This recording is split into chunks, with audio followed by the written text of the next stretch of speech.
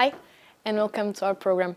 Today we are visiting Kunstcentrum Silkeborg again, but this time we are checking out the exhibition Unfolding Landscapes. Let's check it out. And even though he works with I don't know how to say it, it's very physical, he'd been printed in real life. It also have a notion of digital works, so you have these very straight lines and you work in data, you would have ones and zeros, like the binary code. Mm-hmm. And that's almost how it's built in these fictive cities. So yeah, I like that it's very, it's made by hand, but it still have this idea of the digital, so it clashes between the two. And Paolo Marco, who made these, he was also supposed to be at the Venice Biennale here in April. I don't know the update on that because I'm not sure about where. I think he's still in Ukraine, and about what artworks. But yeah, it's a great honor to represent your country at the Venice Biennale. So that would have been very nice. Yeah, I think it's also an important part of to talk about in this exhibition right now. Mm-hmm. Yeah. Seems really robot-like. Before we came closer, it felt like a robot. Yeah. I also have this very straight feeling to it. It's squares and lines and then there's just random colors. Yeah. So it looks very nice. Yeah, I think this shape actually is the one that's also repeated in the garden over there. Mm-hmm. So yeah. Yeah. But it's also the idea that you can maybe make an entire city copy pasting, one house and yeah. So yeah, and we have on the outskirts some different things here. Oh yeah. But again, I like the idea that it's not entirely clean, so you see some smoochings and from the work of it, and not entirely clean and straight. And so it's very, it has these lines and as you said, robotic, but it's also very human in some ways. Yeah, because usually when people see art or something, it's you only see the final product. Most artists don't actually want you to see the process. Yeah. So it's nice change. Yeah. The artist over here is Senna Kadyrova, and it's very different. And it's also, I think it's also, it's on the cover of our catalog, and a lot of people ask me about it. I think it's because it's people get curious. It looks, again, it has this very simple feeling. It's round balls, or so to speak. It's actually balloons with helium. But again, we want to know why, what's going on, and so on. So she's tied them somehow to the bottom so they don't just fly away. But the sense is when it's... so in the lake, she went into the lake. And so when the wind comes, it will create, with the string, it will create some type of ripple on the surface of the water. Mm-hmm. So to me, at least, that would be the sense of that we have, when we touch our surroundings, we also impact them. So maybe even a butterfly effect. You cannot do anything without it creating something else, and it has consequences. So it has this very clean visual with the white shapes, but again it's about how we impact the things around us. And I know she's recreated this. I'm not sure if this is from Ukraine, but she's also she made it in Ukraine, but also in Austria. And I don't know if she's planning on doing it at different places also. Mm-hmm. Yeah. For a moment, I even thought it was photoshopped. Yeah, I thought that as well as first, and also because they look so perfect. You cannot see the string. At least I cannot see this. No, I cannot see the string either. Yeah, so I thought it was very good, Photoshop work, with the shadows and so on. And it's so nice because it's so dreamy. I feel these ones are a bit more dreamy. Yeah, it might have even more the forest feel, something a mysterious forest or something. And yeah. But I also like the idea of something floating. It seems, kind of magical in some way. It really gives that vibe. So yeah, I like the feeling it creates in a total. So I think it's really interesting to see it if it could also happen here or somewhere else. If you could take it somewhere new again. Yeah. And it's so calm, like it's very soothing. And I think that's also why it fits in this room. Yeah, totally makes sense. There's some people there and everything. Oh yeah, I haven't even noticed. So that to me even makes it even odder because it looks so unreal or surrealistic. Like this one really seems like Photoshop. Like I can't believe. Yeah, so I think it's very beautiful work to even create that feeling. Yeah. Wow. Yeah. I just quickly show you this area over here before I'll take you up in some of the other parts of the exhibition. It's a very huge exhibition. Yeah. But yeah, 42 artists is a lot. Yeah. It'd be impossible to. Even if only with one piece. So we have some different fields in here, like some here that works with like the sense of what is art. Also like the circles, like what can art do in pigment on a surface, and then also this. To me, it like reminds of the Andy Warhol with the Marilyn Monroe with the different types of like color schemes for that image. And this over here is kind of funny because it's a painting, but over, I think you can see shadows maybe if you stand close. Yeah, so it's a video of a pool. That's why you can also hear the bird sounds. Ah, okay, I see it now. Yeah, so even though it's like a painting, you can see the flickering lights and so on.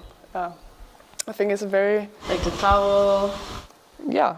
So to me, this is a very new feeling, a new combination in an artwork.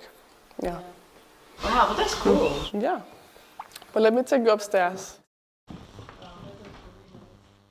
I would just like to stop by this painting, because I think to me at least it's changed. Like, it seems more serious now with the war. Because actually it was made in the early 90s by Alexander Nylytsky, I think, and Oleg Holoshi. Yeah, I'm sorry about the pronunciation. Well, I don't know if it's correct either. So. Yeah, okay, yeah, I will try my best. But it was made from maybe, I think it was like 1991 when Ukraine gained independence, and up until maybe 1993, and I think one of them died shortly after that. But it was like the statement, so when you stand far away, you cannot see it, but when you get closer, it's a war scene. Yeah. And also, I think the reason why you don't see it at first is because it's very like pastel colors, and it doesn't have this like blood red or like metal gray, and so it's very soft in some way. It has a very soft expression. But it's also for them, it was like kind of like an ironical statement on how in like Soviet and the Russian historians have been like trying to narrate history about these battles. So this is from Sevastopol in, I think it was around the 1850s, so it's far back. But the way it was remembered and how they made like paintings like this, so it's also it's inspired by an old piece that was also destroyed around Second World War, and they had like made this new edition of it. So the idea that like battle is glorious and it's like we are victorious and so on, but in reality there's always just losers in a war. It's not like yeah, you can be heroic, you can defend something, but it's not in the end it's just gruesome, it's awful. So they have like made these very like, even I don't know if it's to say cute, but nice colors. But the colors are like give you a good feeling. It's not the feeling of okay, I should be. But you can see like people like going around. I think here attacking somebody else in the airplanes, and that must be a new touch because it was Sevastopol. So and also, but it's also very unclear. It's very anonymous. You cannot see like, oh, that would be like a certain person. It's just people of some types. It's soldiers. It's So and as again, it's like very abstract. So if you get very close, it loses meaning. So you have to be like some time. Yeah, that's true. I don't understand any shape. So it's, but it's also. I think it looks very good up here, but because it's so huge, so it has this like feeling. You can see it all around the room. But so I'm really curious how the art, the war pieces blend in the nature so much. Yeah, because it's the same colors. So. Yeah, some things I don't know if it's a person or if it's like a rock or a hill or something. Here you can clearly see how important colors are. Yeah. In everything. Like. To me, it also reminds me of when I was a young girl in the 90s. Like my parents' bedroom, it has the curtains and the bed sheets and so on was like these nice warm colors and soft, and now it's just this war scene. Yeah, like the colors remind you of a good feeling, and then when you actually understand what's happening, it's like, oh, that's not what should be happening right now. Yeah. So yeah, I get the idea that it's like an ironical take on why we even have like in history painted these like magnificent like war sceneries and like, but it's also always made by the person who wins the war. So yeah, it's always one who decides how these stories are told. It's the same artist who also painted the Chernobyl picture and the one with the, so it's very different genres.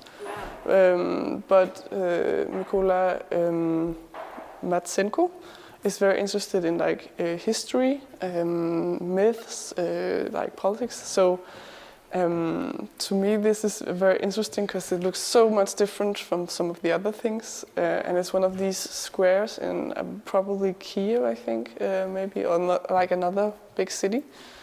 But it's just again like a way to, I think, like a note on how we used to paint things like this, because it looks very grand and big and huge, but there's no like people, and it's more like honoring things and. Not so much like the humans living there. Yeah. Like the frames are just amazing. Yeah. So it's so weird, like it's such I don't know how even to explain, but it's not something that you would imagine that it would be like the frame and the picture itself. It's so different. Yeah. Yes, to me it's very different from what I normally see in contemporary art, and also especially from the same artist who paints so different things. Also, we can look at the Chernobyl thing again, because that to me is very different from this feeling. So it's dark. Yeah. So it also to me looks poisonous. Yeah. It has this like green and even like lime green. It can be kind of connected with like the idea of something, poisonous, maybe evil, so on. And the toxic, like from the toxic sign. Yeah. Like so yellow. Yeah.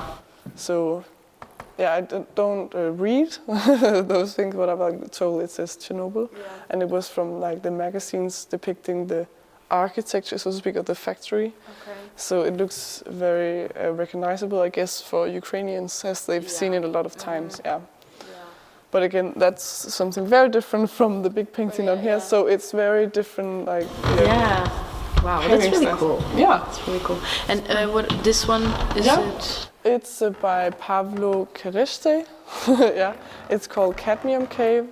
And what I think about it, it's very just beautiful in itself. And also you can see it from when you're standing down here and look up, but it's nice to get closer to it. But he, as I understand, he works with a very interesting take on these like landscape paintings. So he has like a projector showing landscape image or maybe even video, and then he paints over that image. Wow. So it's directly, so to speak, inspired by these older landscapes, but it's his own take, and like you wouldn't see like neon colors. And, this like really seems like a phase. Like random. That's shaped right there. Yeah. But also I think it's interesting because if I understand it correctly, it's like moving images, and when you're painting that would change. So he would be like constantly like get new input for his image. Yeah. Wow. But this is also the only piece. That's the only piece by Pavlo Kereste. Yeah. So it's different how many pieces we have of the different artists. Yeah, and the different techniques. Yeah. Interesting also. I think it's very different techniques, but I think it's more interesting when it's the same artist with different techniques. We also have these paintings by Vlada Alko, and they're just again I think it's very nice to see like big paintings. I think they have a like very certain feel in an exhibition, but they are these very simple landscape, so to speak. As I said earlier, also like we have the horizontal line, but not that much more that tells us that this is a landscape. But to me, it's like this is, you can see the water and maybe like going into like some type of landscape here, but also like when the sky is like mirrored in the water. So again, they are very unclear, so to speak, and they also, you can see this like drop painting. So it's not these old landscape takes where we have these like very green small leaves and so on. So it's a very different take on landscape art. And because I think most children in school would have think it's like boring to go to some old museum and see all these landscape arts. Not that they cannot be beautiful, interesting, but it's different people's interest and so on. So I think it's very nice to like push the idea of what a landscape as an artwork is and what it can do. Yeah. Like this part, like I don't really understand what's happening. I didn't hear either. Yeah. It's like no, I don't want to paint anymore. So yeah, it's like all over. But it's really cool. Yeah. So it's like I said, like very simple things that make me think this is a landscape, but it's I'm not sure. I cannot for 100% sure say this is a rock or this is like water. Or, it's very abstract. Yeah. Also, this could even look like fire, maybe, or it could be like a cave, or Yeah, so many interpretations. It's Yeah. Want to come in here? You want to leave this one for tonight? Yeah, I can do it before we go. Okay. Yeah, it's also Mykola Matsenko, and it's about these old things like we have the books, we have the knowledge, we have food, and we have the tools to maybe work in the field. So it's the sense that we have these like culture, how we as humans function, how we live and do in life. But it's this, because I think it's very beautiful, like the shapes of the pears and apples. But it has again this very, even maybe not even poisonous, but vibrant color to it, because it's this very bright green and so a very modern take on like an old image type. Yeah, but the color really reminds me of something toxic. Yeah. So I don't know if that was the point, but no, I'm not sure, but yeah, and I like that it's again not like true white in the background. Yeah. And you can see some pieces of paint. Like it's not perfect. Yeah. It's real, like more real. But like compared to those, it has way more like what do we call it? It's more figurative. You can see the motif, like this is a pumpkin maybe and a plane and so on. Yeah. Nice. Down here we have two different artists. They work, both have like train themes, so to speak. I will explain further. But on this side, it was a series made by a man on some railroad, women in Ukraine. And these are like pictures from, I cannot remember the word, but it's like the train in Ukraine. It has like certain type of name. It's Uge20, I think. Yeah, it's the train that goes all the way around. Okay. Yeah. This was in the catalog, in the. Yeah, it's we have the image. The also the. And again, you can see the colors of the Ukrainian flag, and probably these colors would like be like how can I explain? People would not remember immediately of the Ukrainian flag like a few months ago. No, that's true. And now it's so much more meaningful. I also think this image in total, because we have like this woman saying goodbye to like I guess her boyfriend, and so many women have like been in that situation, saying goodbye to their brothers or cousins or family, general like men and fathers and so on. So what seems like not even that sad, but now we have the very like the Ukrainian colors, so to speak, and then this goodbye. So Julie Polly, who made these, works both with like stage images, but also like snapshots of. She used to work on a train, so she knows her way about. But also I think she recreated, I don't know, scenarios and like things she wanted. But this is one of my favorites because it's like a group of young soldiers, but they seem very uncomfortable with this dancer. So it's like he was like told he's not allowed to look or something. Okay. Because they seem very like. Yeah, it seems like they're either uncomfortable or that they don't really care. They don't care. So these young boys, and we also have one here with like the. I connect this with like an 80s wedding dress, like the huge, like ranks, and so it's like this very fine setting, but in a train, and also this woman in her high boots and so on. So I cannot tell which are like staged and which are like real like thing, but I think they all have like these nice stories to them. Yeah. And then on the other side. We can walk up around here. It's Sasha Maslow, and he works with the images of these like railroad women. So they work at these houses along the railroad, and they have to. I'm not sure. Like, make sure that the train can pass naturally, like shift. But they are paid. I think it's 250 euros per month. So it's not a lot. But they work in also like 12-hour shifts, but they have these houses. So like 5 days per week, so like a regular full-time job, and they get paid 250 euros. Yeah, I think so. I don't know how often they work, but when they work, it's like 12 hours, and I think it's like every second or every third day maybe. Wow. But these houses have like become very personal to them, so they would like choose how it looks inside, and but in others we see them outside. And the houses have been like both from the time it was still called Soviet or the Soviet Union, and others are new and like inspired by that time. Yeah, but I think it's just a very personal like look into someone's like personal little space, so you can see what they are. That's like important to them, and like how they want their workspace to look like. Yeah, no, definitely. That's really private. You shape the place where you work and you basically spend half of your day. Yeah, and also when I look at them, I get the feeling like they are very proud of their work and what they do. Yeah. I'll just take you down this way.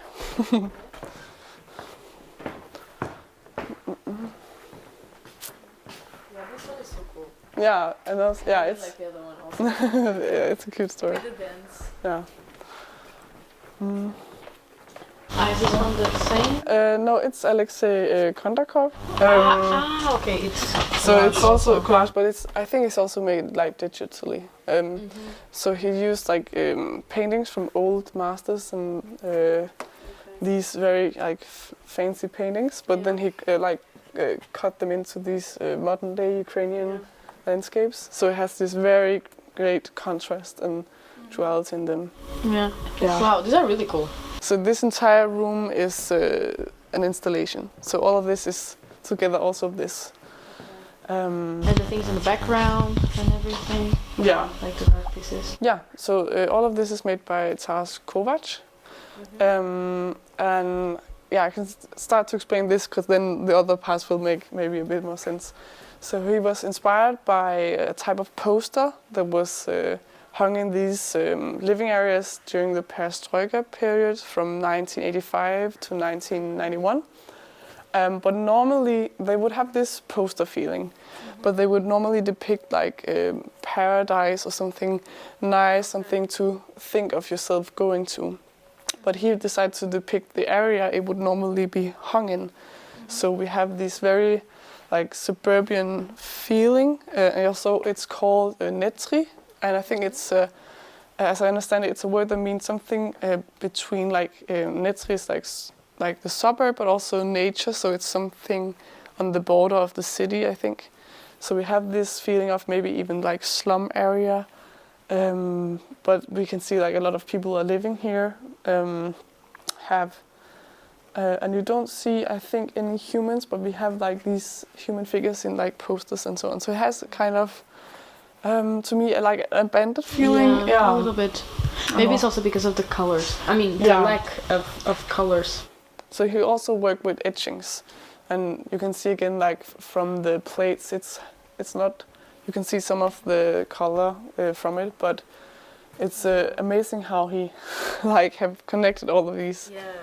So yeah, but it's been put up with like, I think what we call it, like staples. So it's like it has the entire room to me has this very rough feeling, like it's we just like stable it up on the and you work with what you have. Yeah. And it's very unusual to see in art that we don't have to be very careful and like, oh, put a needle. So, but I think that's also connects very well to what it depicts. So the glass around, so instead of it being on the poster, he took the flowers and put on the glass. But here it has this. So this is like flowers, like nature around. I think you can maybe see it better around here. That's some light behind some of them. But yeah, so it's very. It has this like messy feeling, or that even it's dirty, but you can sometimes see the flowers through the glass. So instead of it being up there, he put it on this like broken glass. Again, it's just very. It clashes all of this, like the idea of the beautiful flower and the broken glass, and it even looks like maybe soot, like from smoke or something, the black on the glass. And then we also have the flower pots over here. Again, a very different feel. People normally, I'm not very sure to like see it, as like ask me if it's, oh, is this a part of the art installation? But I was told that the story behind it is that when he went to school in one of these areas, like to protect him from the kids from the neighboring schools, they would like take metal rods or like pipes with them, but you couldn't have them in with you in school, so they hid them in the flower pots as like these. So it's kind of like a tough like story behind it, but I think it's just all of these contrast in this work that makes this so interesting. And also it depicts to me like what it looks like today, but seen through the etchings, it looks so much more. It's very different from just a picture. If I was supposed to see the same image, so I think this entire installation is a very interesting look at what Ukraine has to like offer in some of the parts, because it's just one take on like one living area. As someone who hasn't been there, it's just a very interesting little view into the everyday life of, I guess, a lot of people. I guess you can understand it, like it's really tough or rough sometimes. Wow, so this was the last one? This is the last one for today, I hope, because it's a huge exhibition, so it's just a little look into what Ukrainian contemporary art has to offer and what we have to offer here at the moment. But it's until 1st of May. 1st of May, Okay. Perfect. Thank you so much, and for showing us around again. Nice to have you. That was it for this program, but stay tuned for the next one. In the meantime, don't forget to check our Facebook page, BURT, for updates on our programs and schedules. See you soon.